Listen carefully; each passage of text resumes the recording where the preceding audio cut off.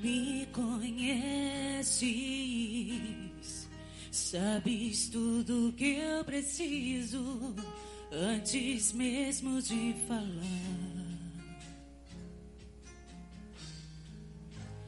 Me amais, teu amor é bem maior do que eu posso imaginar. Não quero ser só apenas o teu servo. Quero atrair teu olhar de amor, Senhor. Eu venho a ti como um filho que te ama. Tudo que eu quero é estar perto de ti. Nos teus braços eu quero descansar. Correndo irei pra te abraçar, meu Pai. Tu és a minha herança, meu Pai. Razão da minha vida, meu Pai. Tudo que eu preciso está em ti. Eu quero estar na casa do Pai, comer em tua mesa, meu Pai. Tudo que eu sou é para ti. Vivo só pra ti.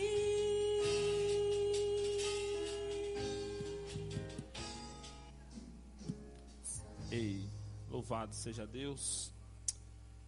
Nosso Deus e Pai, santo e eterno, glorificado seja sempre o teu nome. Pai, em nome de Jesus nós te louvamos nesta hora, nós te glorificamos, dizemos muito obrigado a Deus. Muito obrigado a Deus porque através da tua santa palavra, o Senhor tem nos trazido conhecimento daquilo que precisamos e devemos fazermos para o reino do teu nome, para o teu reino, Senhor. E no nome de Jesus nós te apresentamos, Deus, o teu povo, pela sua fidelidade, vem até o altar do Senhor e depositar dízimos e oferta ao Senhor. E a ti nós consagramos nesta hora e te pedimos que o Senhor continue abençoando a tua santa igreja, dando condição, ó Deus, a cada dia, para que possa participar sempre desta grande bênção na contribuição do Senhor. Que a bênção do Senhor continue sobre o teu servo na administração desses recursos para a glória do teu nome. Nós te pedimos, nós te agradecemos no nome santo de Jesus. Amém.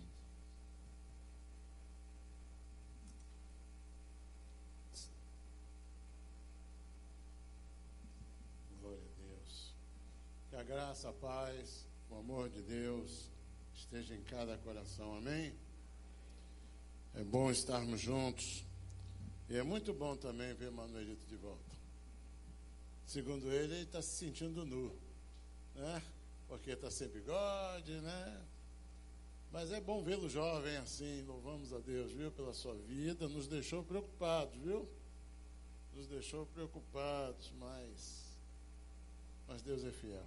Amém? Agora é aquele grande culto que a gente vai marcar, né? Agradecer ao Senhor, louvando ao Senhor por todas essas... Vem aqui, Manuelito, vem aqui dar uma palavrinha cá, vem cá. Ô, rapaz, eu queria descer, mas não com tanta pressa. Vem aqui. A graça e a paz para todos. Eu quero dizer que grandes coisas fez o Senhor na minha vida. Tivemos uma cirurgia que foi um milagre de Deus. Não ficamos entubados, não ficamos com dreno, foi retirado no segundo dia. Só ficamos 3 dias na UTI. Saímos da UTI, ficamos um dia fora, porque é protocolo do hospital. Depois fui para a casa de minha filha. Com 15 dias fizemos a consulta, né, de retorno. E ontem, para a honra e glória do Senhor, nós estamos de volta ao nosso torrão. E a Deus toda a honra e toda a glória. Eu não só quero agradecer a Deus, mas principalmente também aos amigos, aos irmãos que oraram por mim e que estiveram junto comigo todo momento, que me fortaleceu me deu coragem, me deu tranquilidade e me deu uma recuperação milagrosa e espetacular. Para os outros é espetacular. Para mim foi milagrosa, porque o agir de Deus em minha vida foi desde o momento que eu entrei no hospital até o momento que saí, conversando com todos os médicos, com todas as enfermeiras, fiz amizades, recebi uma visita de um amigo que eu não via há 45 anos. Então foi bênção pura. E Deus realmente operou na minha vida. Operou literalmente a cirurgia e a mudança também. Porque através desse momento, nós conseguimos não só reunir amigos de Priscas Eras, mas também a nossa família, porque todos estiveram reunidos em torno de mim. Eu me senti cuidado, primeiro por Deus, depois pela minha inseparável companheira de todas as horas da minha vida, que é minha esposa Jane, e também meus filhos, sobrinhos, netos, amigos, afilhada, até esse amigo do Rio de Janeiro, que já tinha anos que eu não via, e ele viu no Facebook e foi lá me fazer uma visita. Ele é mais velho do que eu tenho 65 anos e ele já tem 78, mas somos amigos desde os anos 60 e eu tive o prazer de receber essa visita. Então, meus amados, os que confiam no Senhor são como os montes de Sião, que não se abalam, mas permanecem para sempre, porque do Senhor vem a vitória. A batalha vem da vida, mas a vitória vem do Senhor. Que Deus abençoe a todos e obrigado.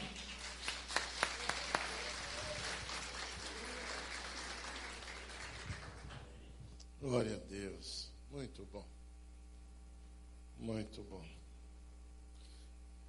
Queridos, eu quero falar aos irmãos sobre o domingo pela manhã, os nossos encontros pela manhã, que são momentos muito especiais, porque são momentos onde nós estudamos a palavra de Deus.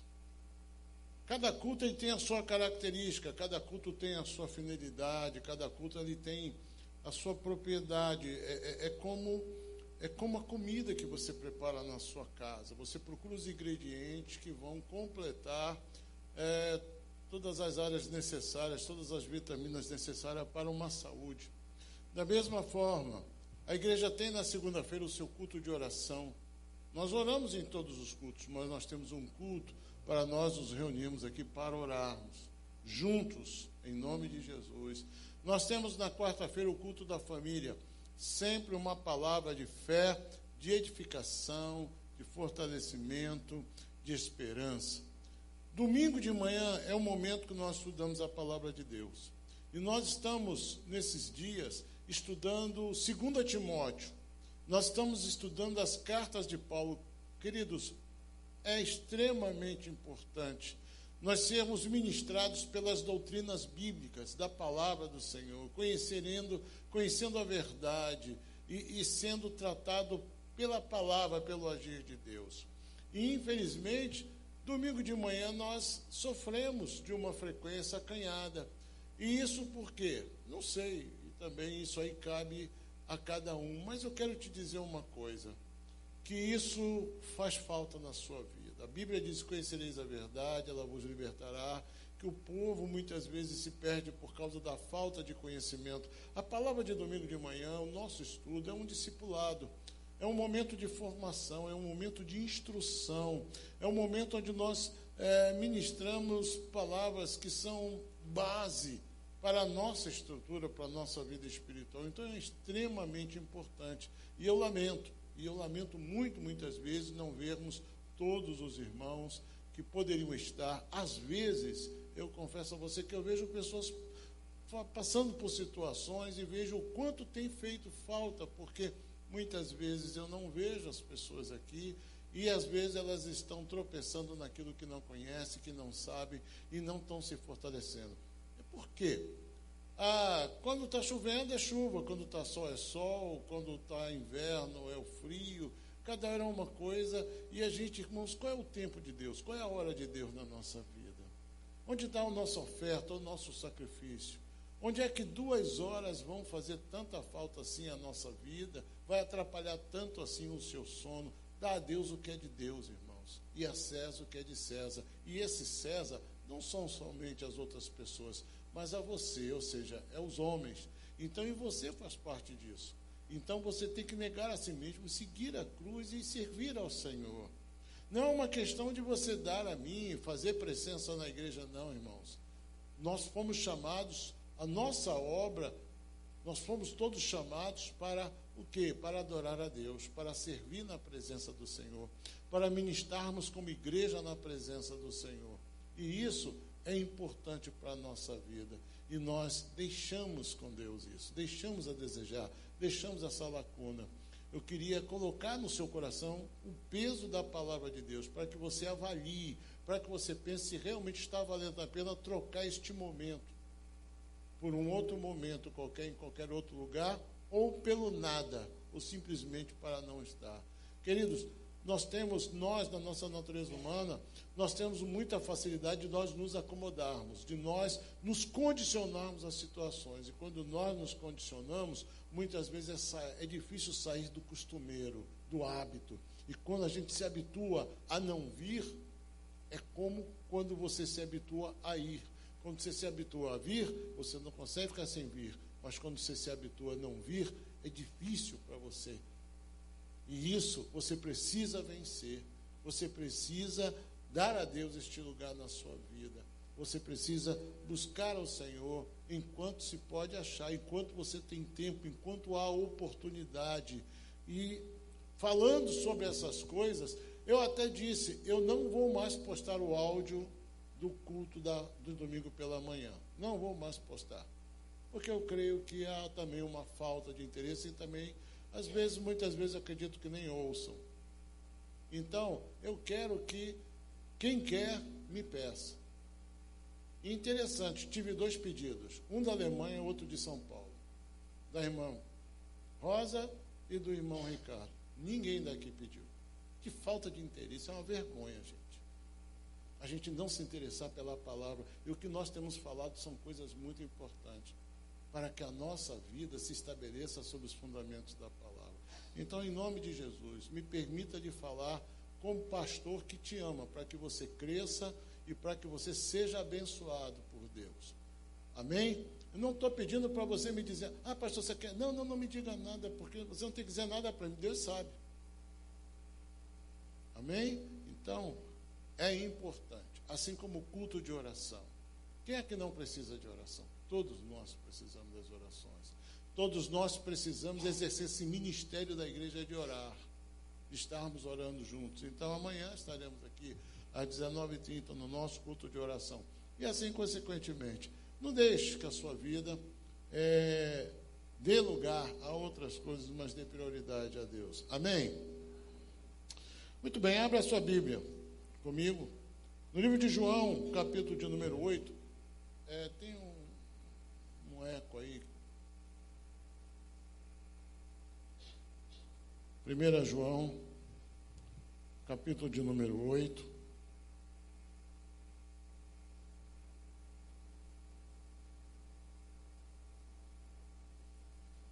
Não é 1 João, não, perdão.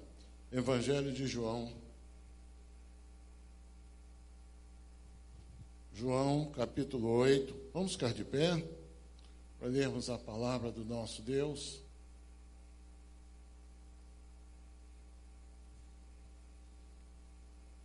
Primeira João, capítulo de número 8. Por que eu cismei com primeira? É João 8. Você achou, amém? João 8, versículo de número 32. 32. João 8, 32. Amém? Achou? É muito simples. E conhecereis a verdade, e ela vos libertará. Vamos ler todos juntos? E conhecereis a verdade, e a verdade vos libertará. É isso. Amém?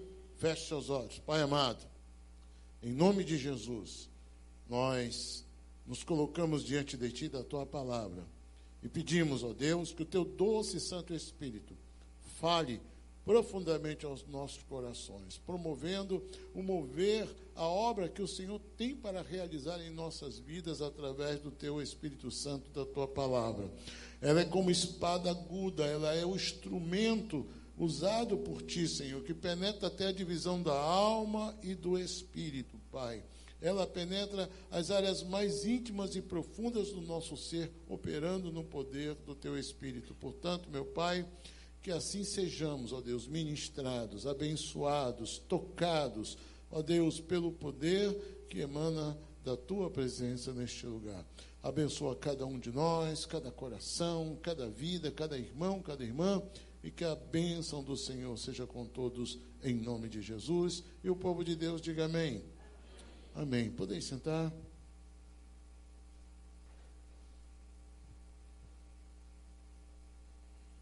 E conhecereis a verdade, e ela os libertará.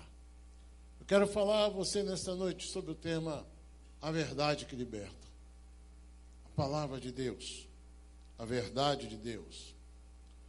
Jesus estava falando aqui, irmãos, aos judeus, e dizendo a eles que sem a ação do Senhor, se Deus não pudesse agir em suas vidas, se o Espírito Santo não pudesse trabalhar através da sua palavra no coração do homem,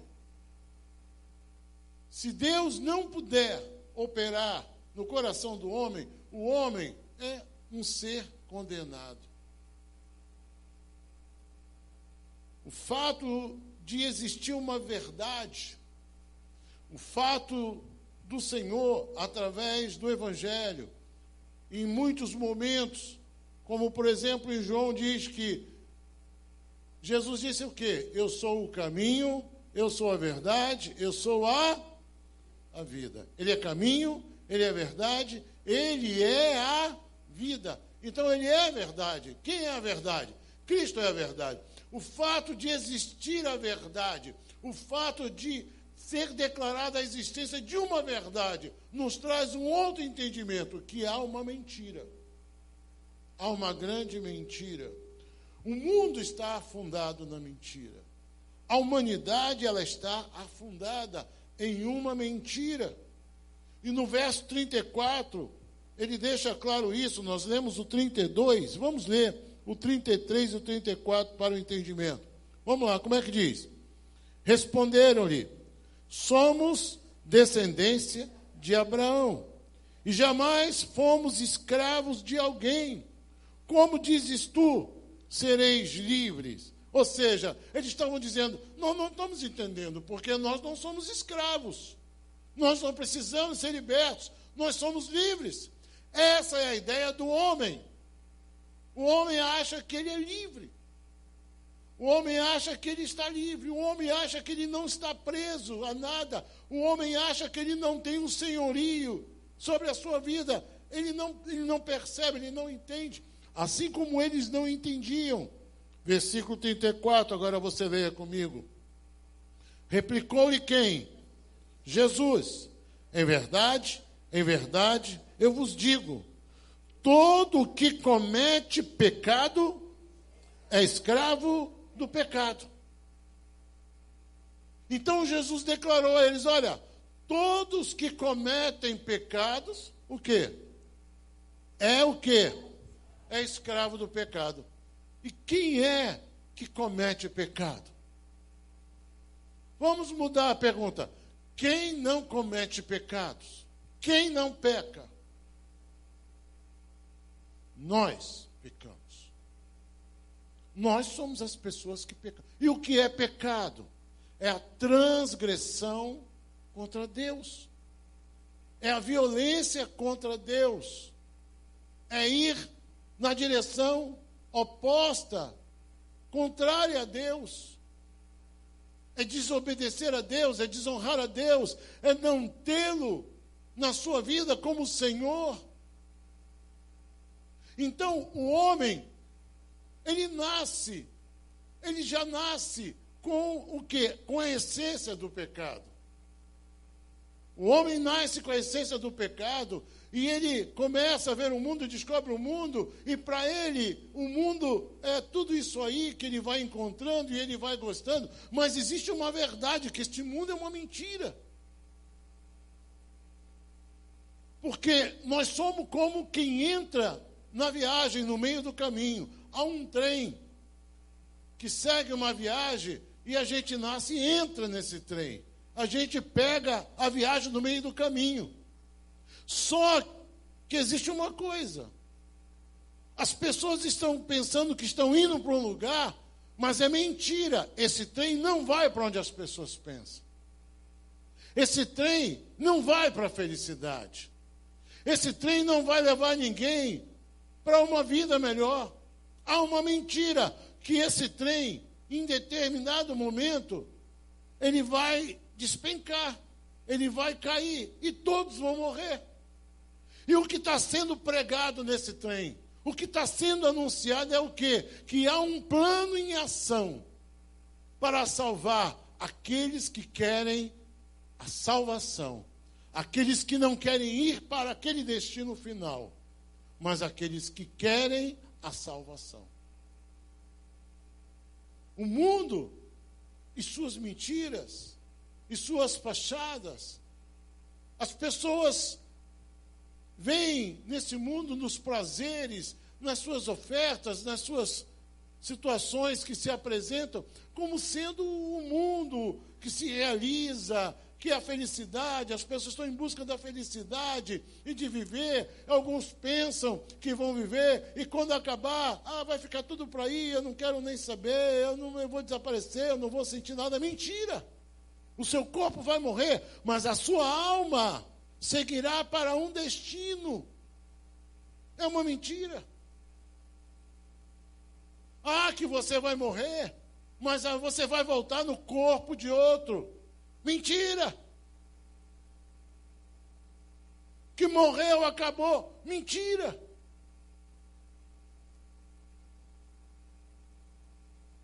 E Jesus é aquele que traz a única palavra de esperança. E a credibilidade que ele tem e a autoridade que ele tem está no fato de que ele embarcou nesse trem, ele embarcou nessa vida, foi morto pelos inimigos, mas ele voltou à vida e ressuscitou, trazendo consigo a esperança e a certeza de que nele podemos todas as coisas. E ele diz aqui para esses judeus: vocês precisam conhecer a verdade. A verdade o quê? É o Evangelho, é a palavra do Senhor, é a mensagem de Cristo, que fala para nós aquilo que para nós é o novo. Porque o Evangelho, ele vem a contrapor-se a tudo que a gente aprendeu. A tudo que a gente aprende no mundo, o Evangelho é o oposto. Por isso nós precisamos de uma conversão. Ou seja, o Evangelho promove uma mudança, uma transformação, uma conversão na nossa vida, de maneira que a gente deixe, ou seja, a gente vire as costas para o mundo para estar de frente para Deus. E aqueles que disseram para ele: mas como? Nós somos descendentes de Abraão, ou seja, nós somos da família, nós somos descendentes, nós fazemos parte da linhagem. Ou seja, eles estavam requerendo o direito pela questão da genealogia, pelo histórico familiar, não pela fé, não pela credibilidade na palavra do Senhor. E ele disse: em verdade eu vos digo, porque todo que comete pecado é escravo do pecado. Isso quer dizer o quê? Querido, nós pecamos, nós falhamos. E isso veio ao meu coração de uma forma muito forte nesses últimos dias. Precisamos tratar disso porque, meus amados irmãos, muitas vezes nós sentamos nos bancos das igrejas, muitas vezes nós temos uma Bíblia, nós passamos a conhecer algumas coisas, então nós achamos que algumas coisas já não são mais como a gente pensava, e elas não têm um certo efeito, ou são diferentes, ou não têm mais aquela função, aquele papel na nossa vida. E o que acontece? Nós estamos atropelando as coisas espirituais, estamos muitas vezes sendo cativos, estamos sendo escravizados pelos pecados que se manifestam na nossa natureza humana. Muitas vezes nós olhamos assim, eu não bebo mais, eu não fumo mais, eu não faço mais isso, eu não faço mais aquilo. A gente olha para aqueles pecados que estão manifestos nitidamente no mundo. Mas não são só esses que são pecados, existem muitos outros pecados. E todo tipo de pecado ele escraviza, porque a desobediência a Deus nos remete automaticamente para as mãos do inimigo das nossas almas. Quando nós pecamos, nós traímos a Deus e damos lugar ao mal na nossa vida. O homem foi criado em imagem e semelhança de Deus, mas ele pecou. E quando ele pecou, Deus cuidou dele, mas ele não era mais a mesma pessoa. E ele viu que ele não era mais a mesma pessoa, porque ele se viu diferente. Ele passou a se enxergar de uma forma diferente. Porque o pecado, ele prende a pessoa. O pecado, ele exerce um tipo de poder. Entenda isso. O pecado, ele vem pelas vias dos sentidos da nossa natureza humana. O pecado se manifesta de uma forma muito fácil na nossa natureza humana, porque nós somos muito vulneráveis. Veja, nós não vivemos no pecado nem para o pecado, porque somos de Deus. Mas nós pecamos ainda. Não vivemos mas por causa da nossa natureza humana, nós pecamos. Nós falhamos. E todo pecado, ele precisa ser desfeito. Todo pecado, ele precisa ser alvo da ação de Deus para que ele não tenha poder sobre a nossa vida. Você está entendendo o que diz aqui? Porque o Senhor disse, todo aquele que peca é escravo do pecado. E nós sabemos muito bem que quando nós pecamos, aquilo gruda na nossa alma de uma maneira tremenda que nós ficamos incomodados. Porque nós não estamos mais habituados a viver sobre o cativeiro do pecado. Nós não estamos mais acostumados a viver cativos do inimigo das nossas almas, que não tem poder na nossa vida, mas ele fica ao derredor procurando o que possa tragar. Então as suas setas, os seus dardos, muitas vezes atingem-nos. E como ele consegue nos acertar? Ele não é bom de pontaria.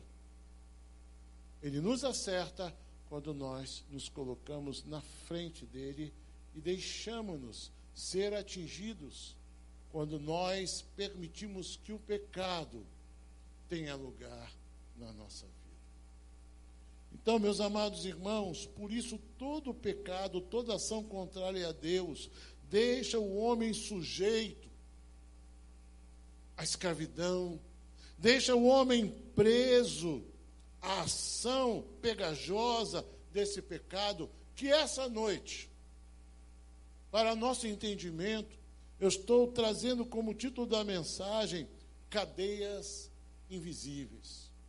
Porque é isso que o pecado promove, cadeias invisíveis. Cadeias invisíveis. Há pessoas que muitas vezes não conseguem avançar. Há pessoas que muitas vezes a sua vida não anda, não desenvolve. E aí usa-se a expressão, parece que está presa, e às vezes podemos estar presos a uma cadeia invisível, que vem através de uma ação, de uma atitude desagradável a Deus, mas que traz, querida igreja do Senhor Jesus, nós somos do Senhor, e nós não podemos permitir que os nossos pés fiquem presos no laço do passarinheiro, porque nós temos a Cristo como nosso advogado, Ele nos perdoa, e conhecendo a sua verdade, dando lugar à verdade, Ele nos libertará. Não é ouvindo a verdade, é conhecendo a verdade. Ouvir é uma coisa, conhecer é você ter um contato com essa verdade de Deus. Porque diz no versículo 35, o quê? O escravo não fica sempre na casa. O filho, sim, para sempre. Você não foi chamado para ser escravo. Você foi chamado de filho. Você veio para ficar na casa do Pai. O escravo não fica para sempre. Ouça isso. A pessoa que se deixa escravizar pelo pecado, ela não fica, ela não consegue ficar. Mas cedo ou mais tarde, ela não vai permanecer na casa, na presença do Senhor. E nós precisamos da verdade, conhecer essa verdade, ter uma realidade com essa verdade para sermos libertos. Versículo 36, diz Jesus, se pois o Filho vos libertar, verdadeiramente sereis livres. Se Cristo vos libertar, se é Cristo que vos libertou, verdadeiramente você será livre. Porque muitas vezes nós temos sensações de liberdade. Muitas vezes nós podemos achar que somos livres ou achamos que nós nos livramos. Muitas vezes as pessoas tentam se livrar dos embaraços do pecado. Muitas vezes as pessoas tentam se livrar do seu jeito, das consequências do seu pecado. Mas eu quero dizer uma coisa, você não consegue, eu não consigo, ninguém consegue se livrar das garras do pecado. Só Cristo pode nos libertar. Se Ele fizer isso, nós estamos livres. Mas se não dermos a Ele o lugar para que faça essa obra na nossa vida, muitas pessoas estão dentro da igreja, mas não estão servindo a Deus em liberdade, porque estão aprisionadas. Suas almas estão aprisionadas, suas mentes estão aprisionadas, seus corações estão aprisionados aos cativeiros deste mundo, através de cadeias invisíveis. Versículo 44 diz o seguinte: vós sois do diabo, que é vosso pai, e quereis satisfazer-lhes os desejos. Ele foi homicida desde o princípio e jamais se firmou na verdade, porque nele não há verdade. Quando ele profere mentira, fala do que lhe é próprio, porque ele é mentiroso e pai da mentira. Mas, querido, a primeira mentira que nós podemos dizer que existe no mundo, vamos entrar aqui, vamos falar de 4. A primeira que eu quero falar é sobre a ignorância acerca de Deus, ou seja, a incredulidade, o não crer. Essa é a nossa primeira palavra dentro das cadeias. A primeira cadeia que a gente poderia citar é a cadeia da ignorância acerca de Deus. É o fato da pessoa ignorar, desconhecer a existência de Deus, a realidade de Deus. a ignorância acerca das coisas espirituais aprisiona a pessoa a viver uma vida longe dos cuidados do Pai. Ou seja, aquelas pessoas que não creem na existência de Deus, elas estão vivendo dentro de uma prisão, dentro de um cativeiro, em que elas acreditam que Deus não existe. Para elas essa é a verdade, mas essa é uma das principais e grandes mentiras deste mundo, de que Deus não existe, de que não há Deus, que diabo não existe, que inferno não existe. Para que salvação? Porque ninguém vai para lugar nenhum. Essa é a primeira grande mentira do mundo. De que as coisas, tudo se discernem nas coisas materiais, que as coisas, tudo se discernem nas coisas dessa vida. E isso não é verdade. Mesmo não tendo outra verdade maior, evidente e poderosa, a rejeição pura e simples de Deus na vida do ser humano, a resistência da pessoa a conhecer a Deus, deixa essa pessoa à mercê da realidade espiritual. E qual é a realidade espiritual? A ignorância de Deus. Deixa eu te dizer uma coisa, às vezes a pessoa diz, mas é o ocultismo, é isso, é aquilo que leva a pessoa para o inferno. Não, querido, para o diabo, religião é bobagem. Porque existem várias, inúmeras formas. Para ele, é só um prato que ele serve de acordo com o gosto do cliente. Inclusive, aquela pessoa que está na igreja evangélica, na igreja cristã, mas que não quer viver uma vida de temor a Deus, não quer viver uma vida na presença de Deus, ele não quer nem que ele saia da igreja, quer que ele continue da igreja pensando que ele vai para onde ele não vai. Você está entendendo? O problema não é só aquela religião, não. Ele quer que você erre o alvo. Ele quer que você não conheça ao Senhor Jesus. Ele não quer que você conheça a verdade que vai te libertar, que vai desmascarar. Porque essas verdades do mundo vêm através de quê? Vêm através de meios sofisticados, de meios intelectuais, não é? Das coisas assim, não é? Que as pessoas gostam. Porque, irmãos, o diabo, ele não se revela como ele é para dizer, olha, você está comigo, você vai ficar comigo, e coisa e tal, e bababá, sou eu mesmo. Porque, querido, qualquer um que vê o diabo vai desmaiar, porque não vai querer ficar com esse bandido. Mas ele vem, através de uma bela mulher, de um belo homem, ele vem através de um intelectual que fala bonito e coisa e tal, o negócio de Deus é bobagem, não sei o que, e coisa e tal. Então, as grandes mentiras do mundo estão sendo pregadas e anunciadas. E o Evangelho, que é a verdade que liberta, a verdade que salva, a verdade que transforma a vida, e você é prova disso porque você recebeu isso na sua vida. Você recebeu a transformação de Deus, você recebeu o poder de Deus, a glória de Deus se transformou na sua vida, o amor de Deus se derramou no seu coração através do Espírito Santo, e glórias a Deus. Nós temos essa presença, nós sentimos essa presença, e nós sabemos que isso é uma grande mentira, porque Deus é real. Quantos têm sentido e vivido essa presença de Deus na sua vida? Deus é real.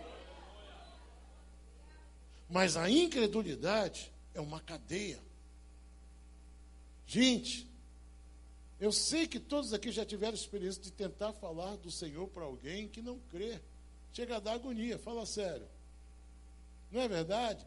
Dá vontade de pegar o sujeito pelo pescoço e enfiar o Evangelho pela goela. Mas a obra do Espírito Santo, não é verdade? Mas o maligno, ele não se revela como tal. O maligno não se revela como tal.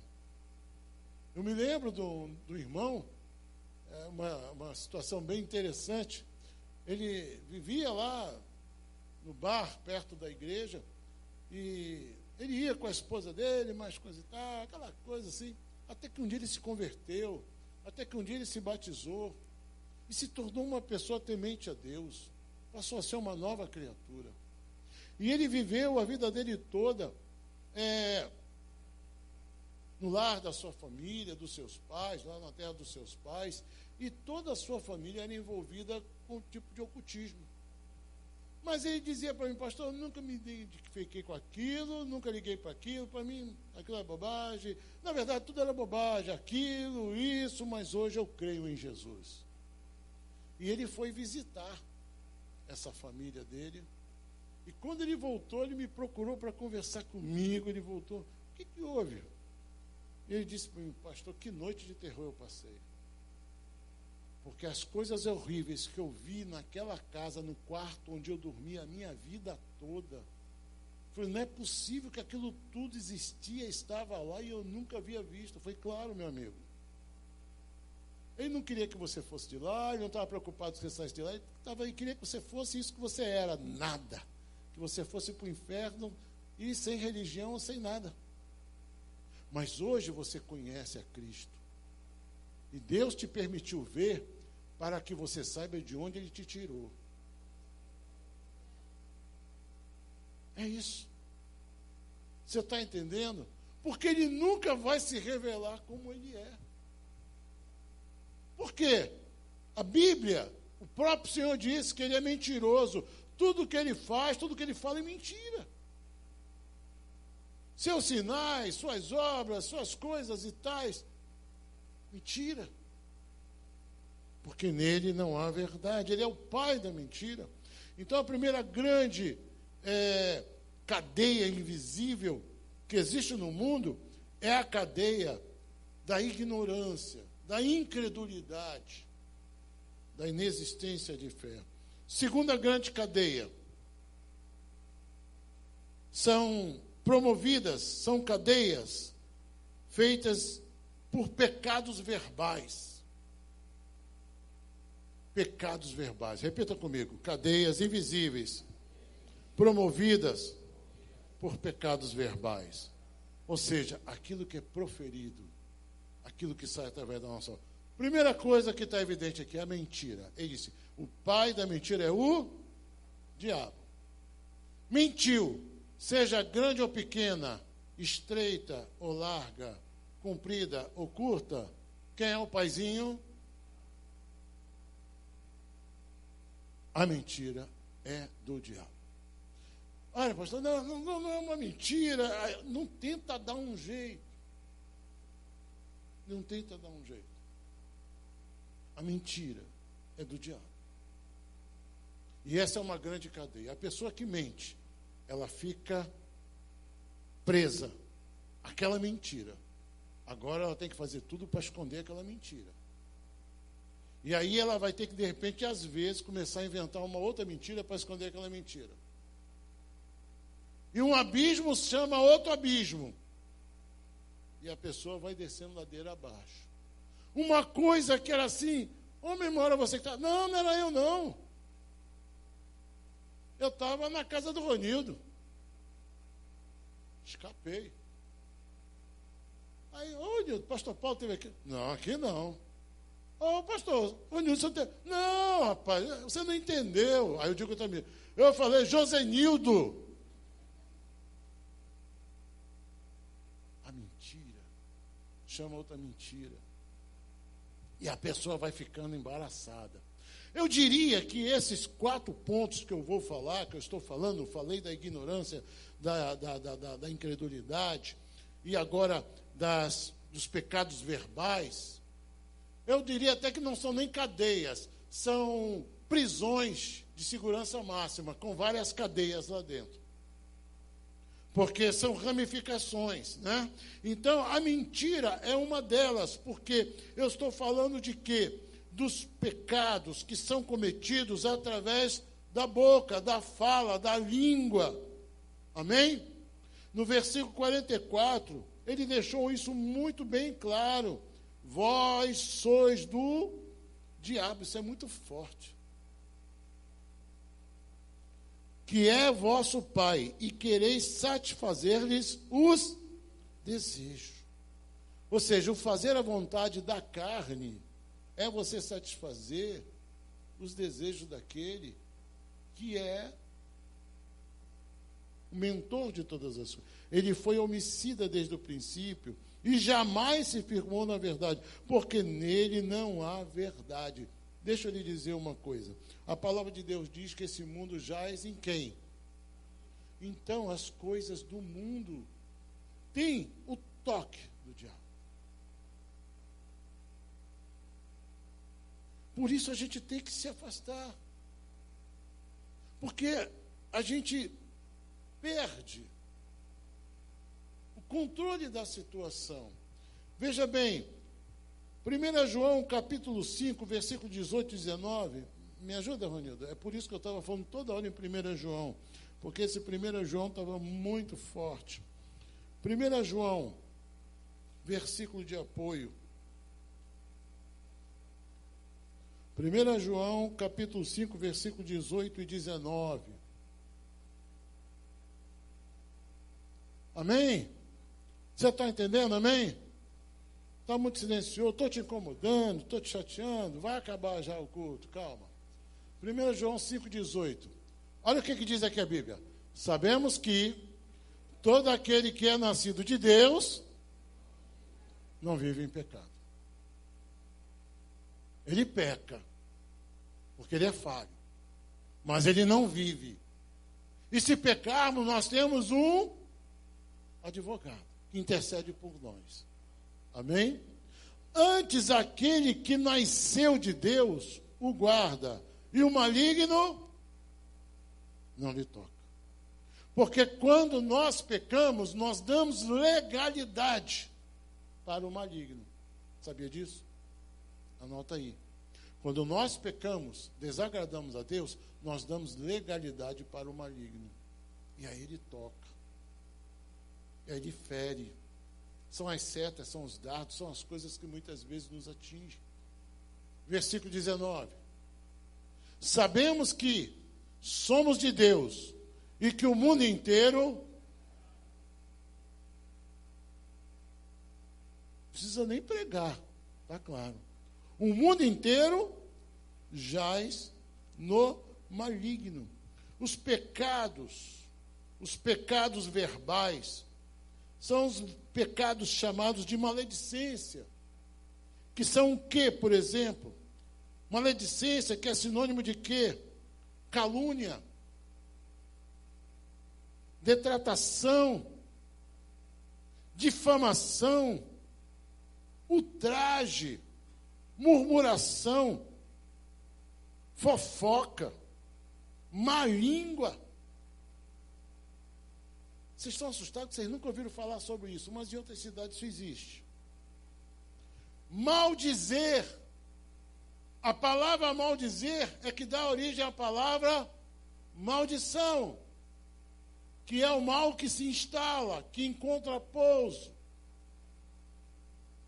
A pessoa que maldiz, ela dá legalidade ao mal e daqui a pouco o mal está instalado na vida dela. Ela fala tanto mal do erro das pessoas que o mal pousa sobre ela.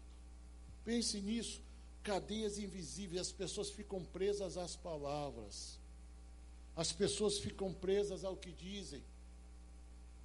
As pessoas ficam encarceradas por conta daquilo que diz. A boca fala do que o coração está cheio.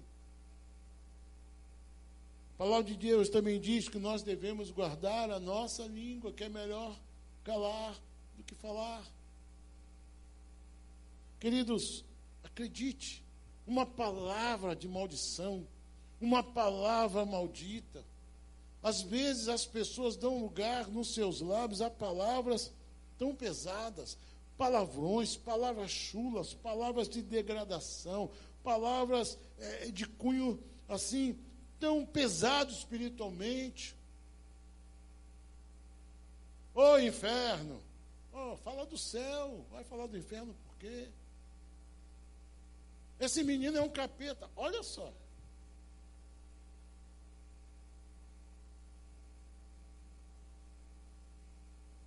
E com raiva, a gente fere. A gente, você não vai ser nada, você é um nada. Tomara que não dê nada certo na sua vida. Isso é uma palavra que não presta para Deus, mas é a palavra que o diabo gosta. Opa, estou nessa. Que Deus te abençoe, estou fora. Ele diz. Ah, tomara que se arrebente. Ele diz, estou nessa, vai se arrebentar e eu vou fazer de tudo para ajudar. E você vai ser o culpado depois. Vai se sentir culpado. Gente, o que a gente fala é muito sério. O que a gente fala não tem como recolher. É que nem no WhatsApp, depois que mandou já era. Depois que apertou lá e pô, não era isso, já foi. Esqueça. Está na rede, vai parar onde você menos imagina. Assim são as palavras. E o que é que nós temos que fazer? Nós temos que aprender o que fazer com essas coisas. Mas eu vou avançar aqui para falar depois, então. Terceiro lugar, a terceira cadeia invisível são as cadeias que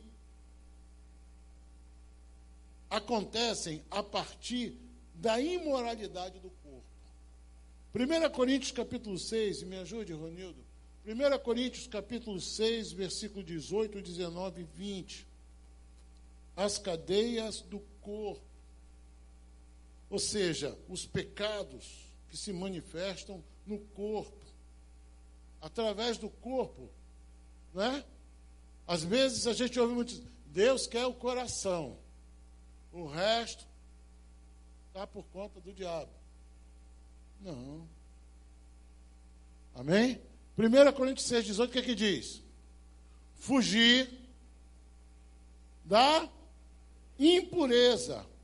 Qualquer outro pecado que uma pessoa cometer é fora do corpo, mas aquele que pratica a imoralidade, ou seja, no seu próprio corpo, peca contra o próprio corpo. A pessoa peca contra o próprio corpo. Porque eu posso pecar contra alguém ofensivamente, de alguma forma, mas nessa questão eu estou pecando contra o meu próprio corpo. Versículo 19. Acaso não sabeis que o vosso corpo é santuário do Espírito Santo? Você mexeu com a casa de Deus, com o santuário de Deus, que está em vós, o qual tendes da parte de Deus, e que não sois de vós mesmos. Olha o que ele diz. Será que você não sabe que você não é de você, você não se pertence? Você sabia disso? Que o seu corpo não te pertence? Crente, o seu corpo não te pertence. O seu corpo é templo do Espírito. Ah, eu faço o que quiser com a minha vida. Ó, faz não. Pode até fazer se quiser, mas o Espírito Santo não vai ficar debaixo desse barraco aí, não. Porque ele só mora em lugar digno, aonde ele é honrado, aonde ele é glorificado. Versículo 20. Porque foste comprado por preço. Agora, pois, glorifica a Deus no vosso corpo. Dar glória a Deus com a boca é fácil. Dar glória a Deus na hora do louvor com a boca é fácil. Mas a Bíblia diz, a palavra de Deus diz que nós temos que glorificar a Deus com o nosso corpo. Os pecados do corpo. O que você traz por contato do seu corpo. O que é isso? É o que é vergonhoso, o que é obsceno, o que é sensual, o que é malicioso, o que é libidinoso. São os pecados da sensualidade, da sexualidade. Ainda que não seja, vamos falar assim, dizendo, fisicamente, mas a pornografia. As imoralidades que chegam ao nosso corpo através dos canais dos nossos olhos, dos nossos ouvidos, e que se instalam dentro de nós. Você acha que o Espírito Santo vai ficar lá dentro com essa porcalhada toda? Alguém vai ter que sair. Ou a gente se arrepende, para que isso saia. Ou o Espírito Santo, tá bom, você quer ficar com ele, então saio eu. São cadeias. Existem pessoas aprisionadas na internet. Pessoas aprisionadas em canais de internet. Pessoas aprisionadas em canais de TV a cabo. Jesus, Ele está vivo. E Ele conhece a nossa vida. A natureza humana apela por essas coisas, mas o Espírito Santo é o nosso amigo e Ele nos ajuda. Por que há tanta imoralidade? Por que há tantas pessoas servindo ao inimigo através da pedofilia? Por que há tantas pessoas servindo ao inimigo através da promiscuidade? Pessoas insaciáveis, têm a sua vida, têm o seu casamento, mas vivem procurando sarna para se coçar nessa vida. Não tem nenhum irmão por perto, o pastor não está por perto, está longe, coisa e tal, mas Deus vê todas as coisas. E é uma cadeia, é uma prisão. É uma prisão.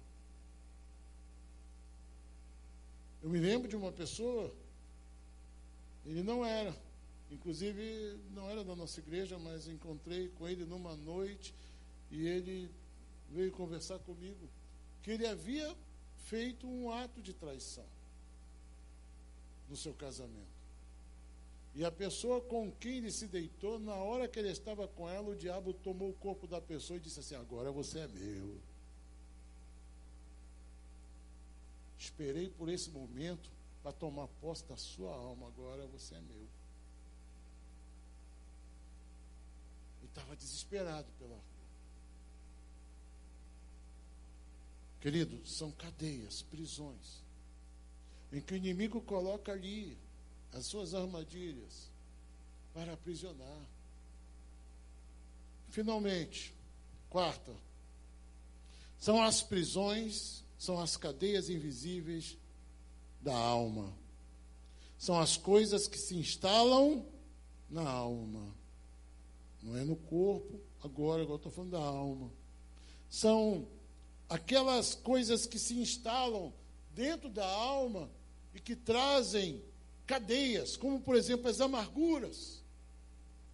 Uma pessoa amarga é aquela pessoa que nada está bom para ela. Nada fica bom, nada muda, nada agrada, nada satisfaz. São pessoas insatisfeitas constantemente. Vivem insatisfeitas porque são amargas. São ressentimentos. Ronildo pisou no meu pé. Meu Deus, eu não consigo me esquecer. Eu guardo isso na minha mente como se fosse hoje. A gente faz um culto ao Ronildo. Mas, pastor, que o senhor não sabe, ele pisou e depois ainda fez assim. Você só tem uma saída. Os cativeiros da alma, você só tem uma saída: perdão. Não, por favor, não me fale nessa palavra. Não tem outra porta de saída para o cativeiro da alma. Se você quer sair das prisões da alma, é perdão. Ressentimento, inveja. Acredite, tem gente que morre de inveja das pessoas. Tem gente que morre de inveja da vida das outras pessoas. Né? As pessoas, assim, tem gente que vive uma vida assim, segundo sua mente, e tem inveja. E às vezes a vida dela não avança. E por que não avança? Porque ela está presa numa cadeia. Porque em vez de ela olhar para a sua vida e para o seu caminho, ela fica olhando para a vida dos outros. O que foi que o salmista diz? Que ele quase escorregou porque ele invejou a vida de quê? Asaf. Invejou a vida de quê? Dos ímpios. Eu invejei por um tempo. Eu falei, cara, esses caras vivem bem. Eu que estou servindo a Deus aqui, passando só aperto, só luta, só batalha. Os caras lá, ó, negócio, isso é vida boa. Aí disse, até que eu atinei, quando eu entrei na presença de Deus, eu atinei para o fim deles. Perceba uma coisa, quando ele entrou na presença de Deus, a sua mente se abriu para que ele enxergasse o fim. Não olhe para o agora, olhe para o fim.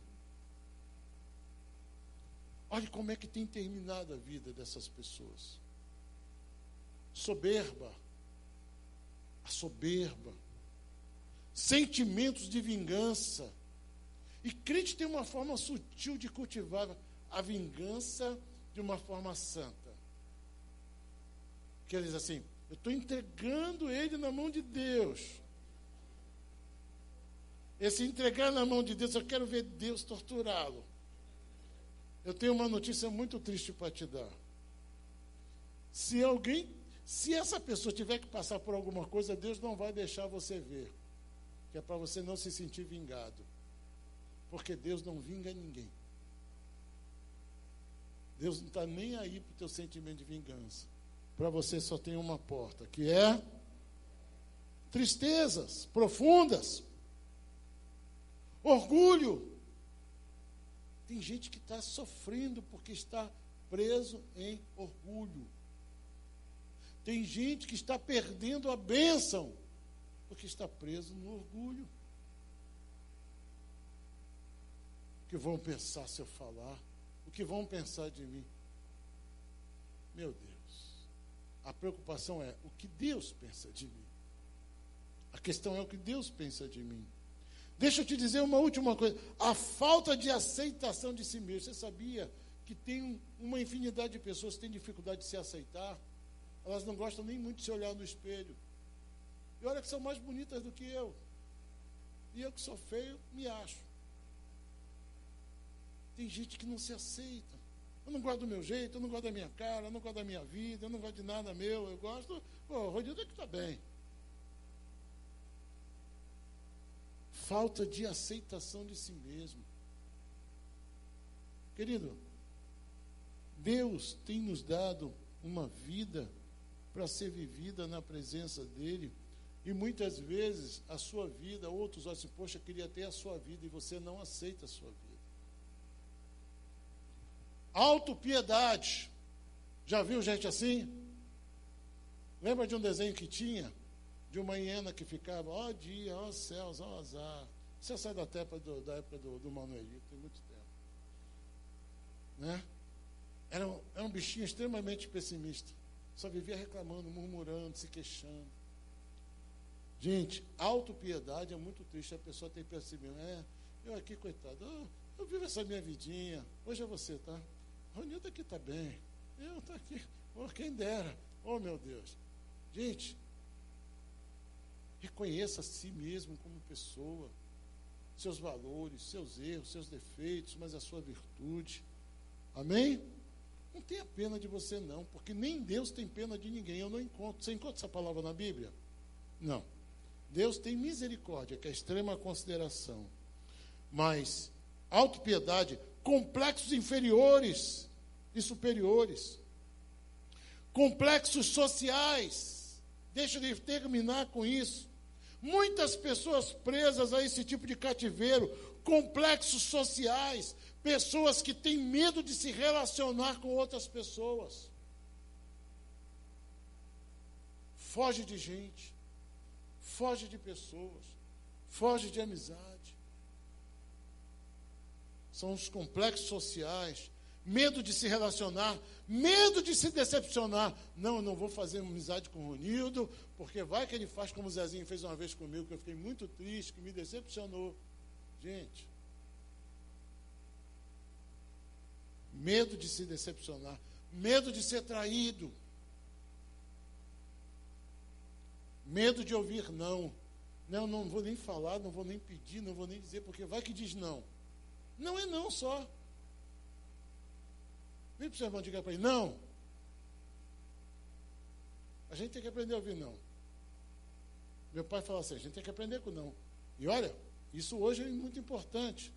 A gente acostuma a criança com sim, sim, sim. Quando a gente diz não, ela dá um show, tá bom, toma. Ela entendeu. Não é sinônimo de pirraça, e pirraça é sim. Estamos sendo manipulados pelos pequeninos. Medo de ser rejeitado, medo de se sentir rejeitado. Irmãos, a libertação, a nossa libertação, eu quero fechar essa palavra aqui e dizer o seguinte: a libertação passa pelo processo, primeiro, do reconhecimento do pecado, reconhecimento do erro, da brecha. Segundo, arrependimento. Amém? E terceiro, confessar diante de Deus. Amém? Porque João capítulo 1, versículo 9, vou terminar de verdade, vou terminar de ler essa palavra e vou orar. 1 João, não esquece 1 João, João capítulo 1, versículo 9 e 10. Vamos ler isso de pé já, para você acreditar em mim. João capítulo 1, 9 e 10, verso 9 e 10.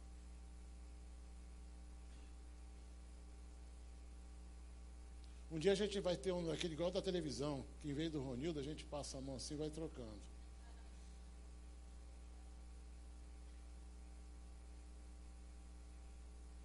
Vamos, Ronildo, estou com vergonha aqui já. Vamos lá. João capítulo 1, verso 9. Como é que diz aqui? A saber, a verdadeira luz que vinda ao mundo ilumina a todo o homem. Não é isso, não. Se confessarmos os nossos pecados. 1 João, né? Você me confundiu com esse negócio de 1 João. É no 1 João, não é 1 João?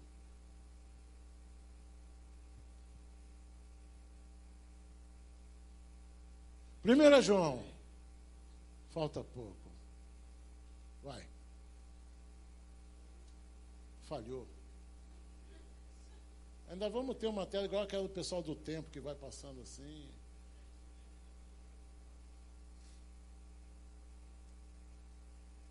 Estamos orando por você, Ronildo.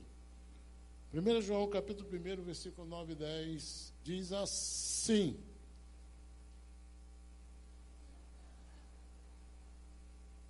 Você fez comigo, Ronildo? 1 João, capítulo 1. Foi. Agora vamos lá, todos juntos. Se confessarmos os nossos pecados, Ele é fiel e justo. Diga graças a Deus que nós temos um advogado nos céus, pronto a nos perdoar. Se confessarmos os nossos pecados, Ele é fiel e justo para nos perdoar os pecados e nos purificar. Glória a Deus. Amém? Versículo 10. E se dissermos que não temos cometido pecado, fazemo-lo mentiroso, e a sua palavra não está em nós. Verso 11. Filhinhos meus, essas coisas vos escrevo, para que não pequeis. Se todavia alguém pecar, temos um advogado junto ao Pai, Jesus Cristo, o justo,